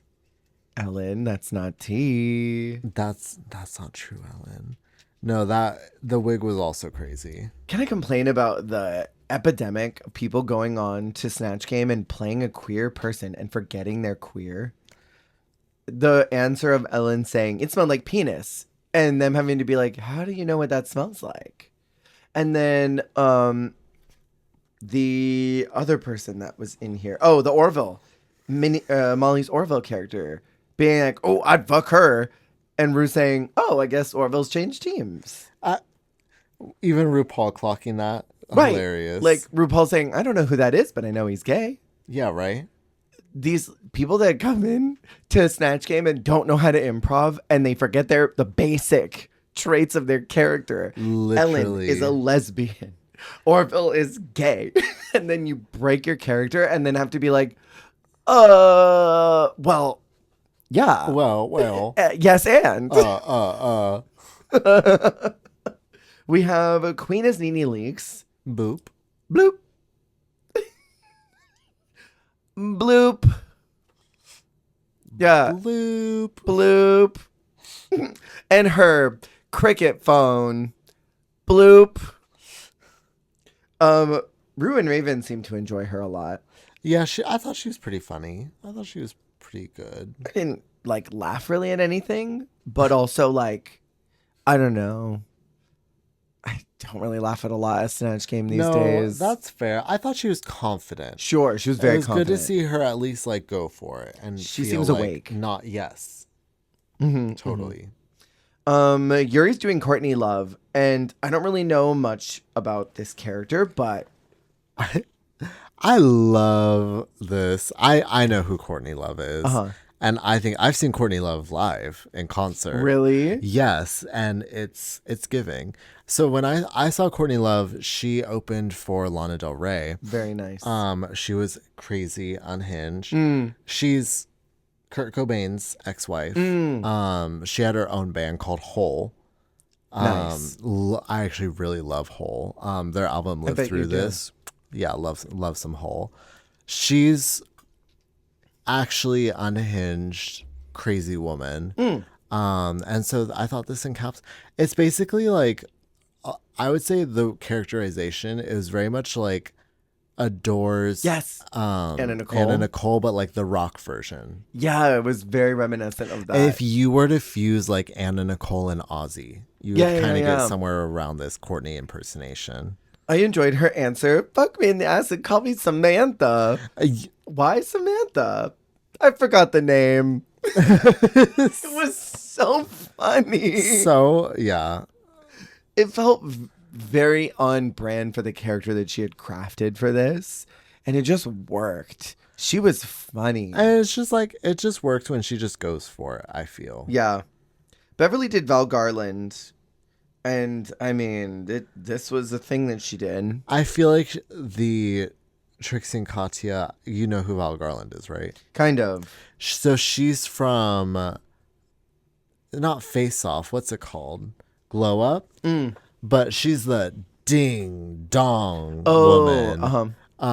So I feel like a lot of her popularity in the gay culture came from Trixie and Katya reacting to her, and her being an icon on Glow Up because she is kind of a hilarious judge. But yeah, I thought it was also kind of the times. I mean, Val Garland is an icon, but this choice was very like, it felt very of the times because this was very ding dong gate. Ding dong gate. Ding dong gate. Ding dang dong. We have Hanaconda as Liza Minnelli. And I just want to take a moment to praise this performance because she had me as soon as it started when it was like this is actually the Liza for me. This is probably my favorite Liza I've seen on Drag Race. Yeah. And there have been other winning Lizas. This is the Liza for me. Okay, so we've had Alexis Michelle. We had Bobo. We have Bobo. Hannah. I mean, Jujubee. I mean, we've had her in challenges. I think we might have had one other one. Probably. But this is everything about it was funny. The characterization being up to a 10. But even just like, yes, I will be in your movie. Or like her doing Sissy That Walk. No, Sissy That Walk. Like, it was truly inspired. It was so good. So good. God, she slayed me. And I loved her, Shirley Temple that she did in UK versus the World. I thought that was really fun. And then seeing this, I'm like, Hannah's that girl. Hannah's that girl. She's that diva. Yeah, she was got it so within funny. her. And the look was crazy. This look is nuts. The way the hair looks like Lego hair. It looks like she just popped that right on. It's screwed in. We have Molly as Orville Peck, and I wanted to vomit as soon as she said she was doing it, and as soon as it started. I texted you that I was going to throw up. It's bad. It's bad. And, you know, this was when he wasn't that well known either, and I felt like I felt pain. I felt hurt. You had an Orville poster. You may. Oh, you still do. No, I still do. You still do. Signed, cluck the penmanship. And I remember you being an Orville stan like before anyone even knew who they were. Yeah, I mean, I still have some little pictures of him here and around this room, hidden around. From like early days. Yeah, his first album, Pony, when it came out, because that came out in 2019. I love that album. I like his second one too. I haven't kept up with as much of his newer music, but that first album, especially Pony, is like the tea for me. I love it. Last person we have is Spanky as Barry Humphries as Dame Edna. I kind of know of Dame Edna by way of people talking about this character. Yeah. More so than my actual reference points of them. But I have heard this name for years. The wig is a little nuts when I have looked at photos of Dame Edna. Yeah. But the outfit is spot on. Yeah, I mean, Dame Edna is a little kooky woman, but no, I haven't perceived her a lot, like, personally either, but I do know that she's, like, kind of an icon and, like, she's history, all that. But yeah, I mean, I thought it was fun. I thought it was a good performance. I mean, she's always funny. Yeah. It was one of those like really earnest performances where it was like, this may not be the funniest thing, but it was well studied. Yeah, exactly. It was done with love. Yeah. It felt a little bit like Queen's Nene. Like this was well studied, but it wasn't maybe the most bombastic or hilarious in the way that like Hannah and Yuri were, but they were good characterizations, in my opinion. And then on the runway, Rue is feeling some kind of way, wearing this capelet that she's flared on the runway, and then standing like I Dream of Jeannie as she hits that pose at the very end of it, putting her hands on top of each other. Okay, and then this with the lip sync song too. I'm like, what was going on? She was feeling dark and mysterious. She was feeling her Sith fantasy. And I love Rue in this cape with that pink lining. It's so pretty. And we don't normally see Rue in these like dark lady looks. It was fun. She did that. Mother cooked. And our runway category is Cirque de Soleil, following Canada 2 with the clown prompt in the second season. True. I want to talk specifically about Minnie being in Heelys, which I think should be an immediate disqualification. Is that drag? Are Heelys drag? Is it drag to wear Heelys? Fellas, is it gay to wear Heelys? Fellow homos, is it gay to wear Heelys? I would forgive Heelys for your entrance look. Totally. Come in, healing in for your entrance. On the main stage? I think feel someone like did have Heelys, didn't they? We've had a hoverboard. No, we probably have had Heelys before. Yeah. But still. Yeah. I actually do. I want to talk about a couple of these. I really like Queen a lot, but this bodysuit is like 4 shades lighter than her skin. Bodysuit. Yeah. It's meant to be nudity, but that's like her complexion pitched down at least 8 tones. It's like she was brought back from the dead, but face first. The Lego head. Like, this was the necrotic body, and then the head got put right on top of it. Totally. Oh, my God. It's so wild. Why does Spanky look the prettiest that she has ever looked? This like, high fashion couture clown. And it's so simple. It is so simple, but it's the way this probably is her strongest look the whole season, so treasure it. And it's not Yes God at all. No, it is probably one of her best looks of the season, so eat it up. drink her in. I'm drinking her in. I really feel like Yuri probably could have got this in the bag. But I mean, the runway was cute, but it was a little low key. Yeah, it could have been whatever. Like, it could have been another runway easily. Beverly, to me, was giving if Robbie Turner slayed the Cowardly challenge. Lion. Get out. It's the same colors, but it's drop skirt instead of that high waisted moment. Is it not? She's the Uber driver. This is the Uber driver that killed Robbie. No, Robbie killed. That killed Robbie's career. Retconning the lore. Yeah. I really liked Molly's cotton candy look. I think this whole runway was super fun. The stripes with the pink and blue. And fun color saturation. Yeah. But then, Hanaconda. All Stars ready. The package is All Stars ready. And the mug is really good too. Yeah. Sometimes a good clown mug is really cunty. You know? Yeah. My only question, and maybe you can help me solve this mystery. Oh? Why is the parasol burned? Post-apocalyptic. It's giving the music video to Funhouse by Pink. Love Pink. Love Pink. So does she. Okay. That's a good explanation. I'm going to go with Funhouse by Pink. Final answer. Yeah. Okay. Hanaconda, I know you're listening. Can you chime in? Rue calls Queen is safe. The only safe queen this week. And I hate when they do that. Just one queen is safe thing. The one safe. Yeah. During critiques, Bev has this breakdown that she's struggling about the voices in her head. And this is so hateful, Beverly. Please mute this part. I saw RuPaul mentally check out and think, pretend it's Georges. Pretend it's Georges. Yeah, kiddo, you just gotta ignore those voices in your head because those are never gonna go away. But Please. You can do it. Not pretend it's Georges. You could just pretend it's Scarlet Harlot. This person was born to do You're drag. born to do drag. You can do it. They close their eyes and they say you're born to do drag 3 times.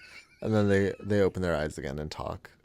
A producer like wheels out a photo of Georges and they look at it and then say their line.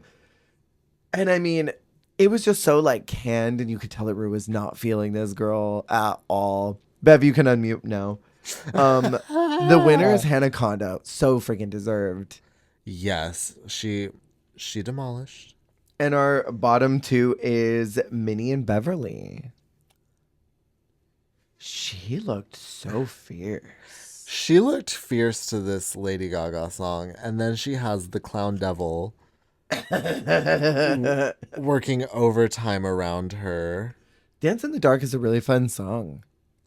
It is, and it's a pretty like slept on low key Gaga song. Like I feel like we don't get a ton of Fame era stuff like this. Rue was not feeling it. She was like, can we have the photo of Scarlet Harlot, please? Can someone get that out here? Can someone get the photo of Blair St. Clair going, ooh, shh. I need a distraction. I need to look at something.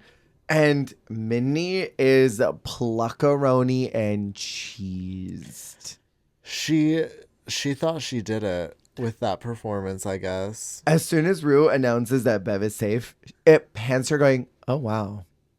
Well, you know, as a hater of anyone under the age of 30.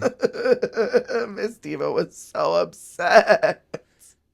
I did love her line, and I have never heard this before, where she got to the end of the runway and she said, great, now is this the part where we reshoot and send Beverly home? Hilarious. That was brilliant. This was an interesting leg of episodes. Yeah, I mean, they go through such a journey, all of them, don't they? And they kind of flew.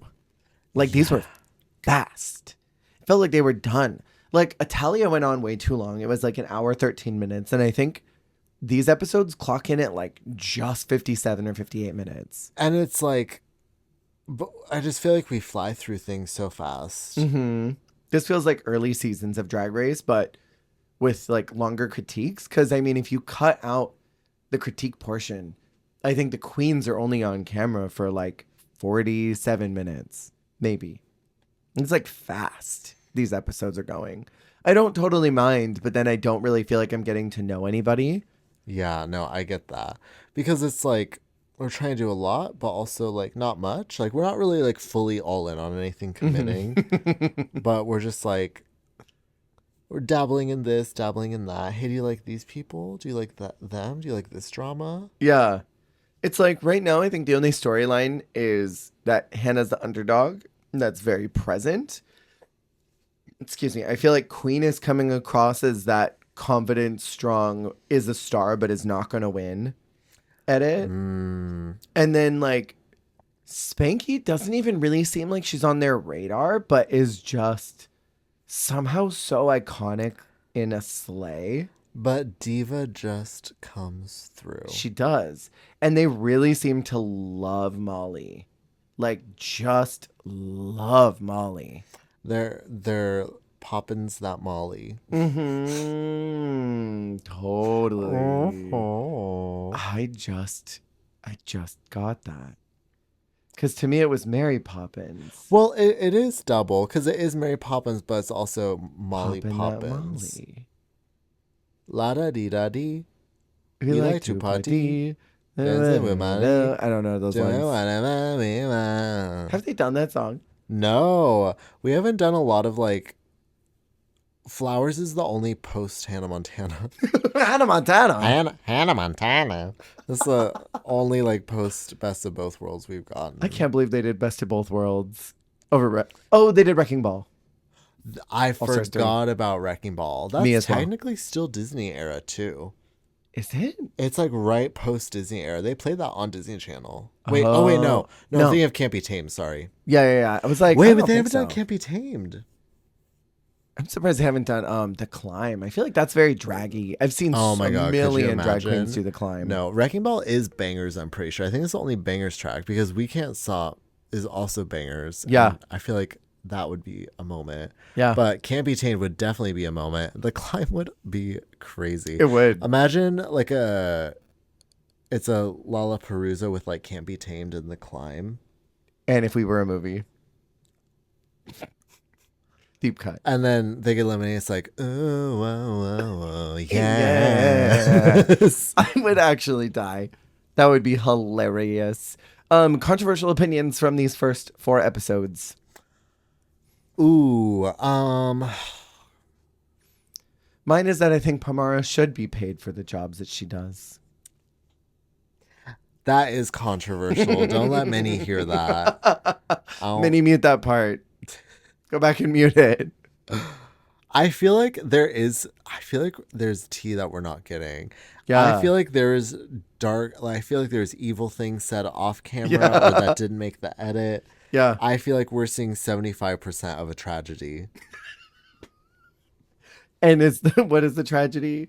Is it Minnie's hairline? If you ask Minnie, it's Pamara. Pamara's the tragedy. Is it the first 4 Pamaras? But no, I love it because the first time I watched it, I thought Minnie was really fun. Yeah. And then the second time I watched it, I'm like, oh, she's terrorizing. Yeah. Hilarious. She's such a Karen. Yeah, for real. Unpopular. I mean, I don't think it's unpopular or controversial, but like, I would have been fascinated to see Faux Fur go longer. Yeah, that's I guess mine too. I think Aubrey could have used more time, and I think she would have chewed it up in a couple of years, perhaps. I don't know. Yeah, I would love to maybe see her come back for something. But why do I feel like she never will? No. Like, why do I feel like these girlies are not getting anything in their life ever? Totally.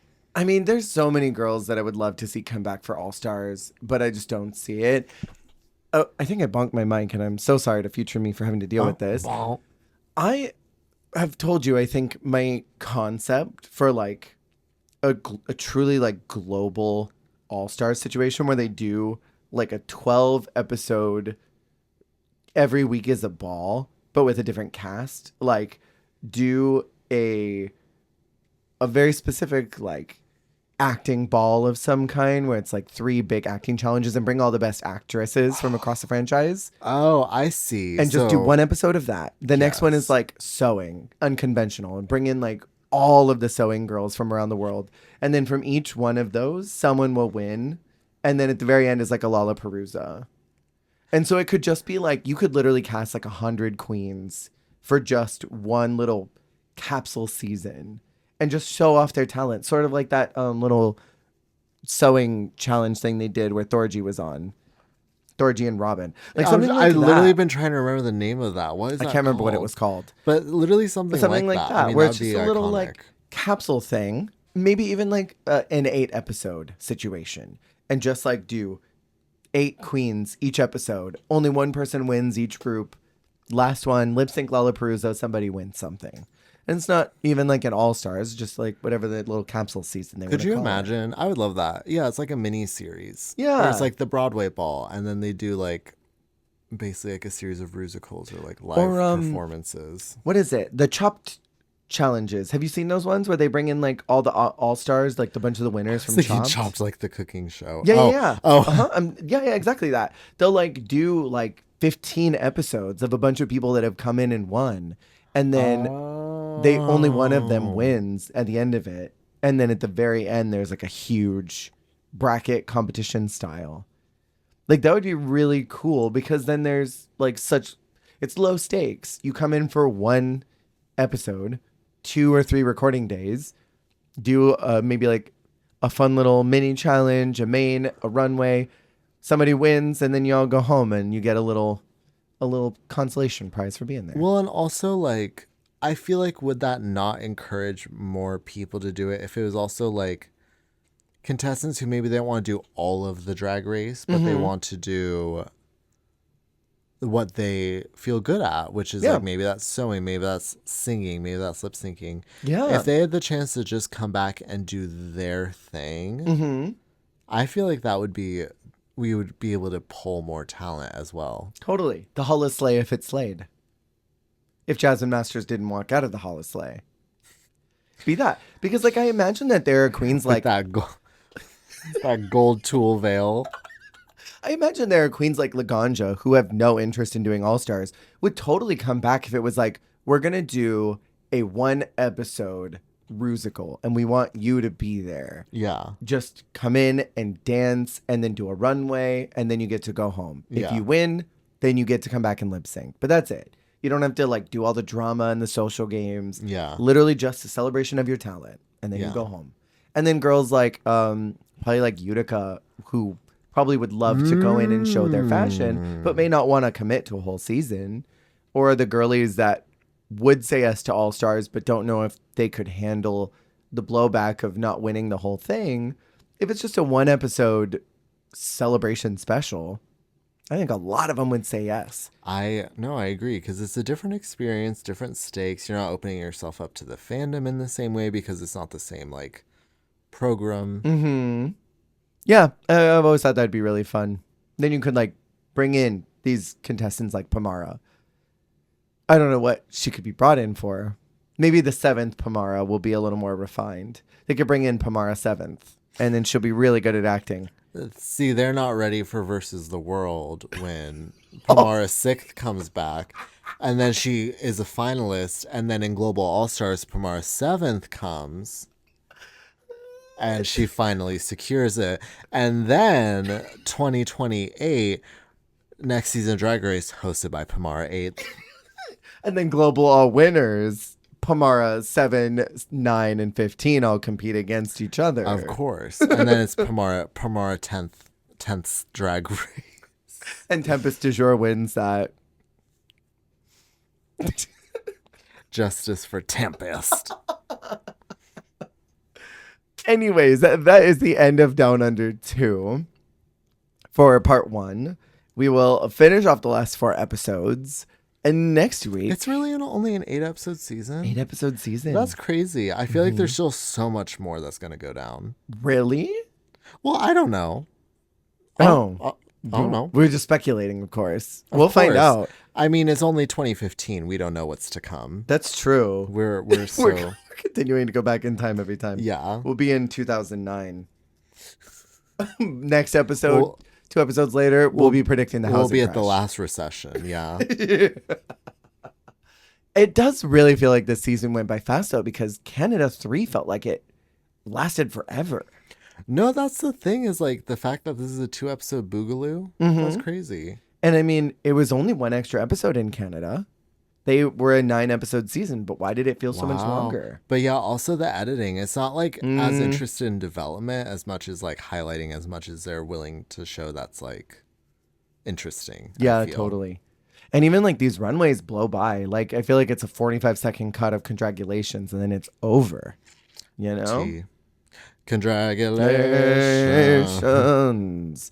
Thank you all for listening. We will chat with you next week for more Down Under 2. Remember, you're doing a great job. You're doing the best you can, and that is all you can do. Goodbye. Bye.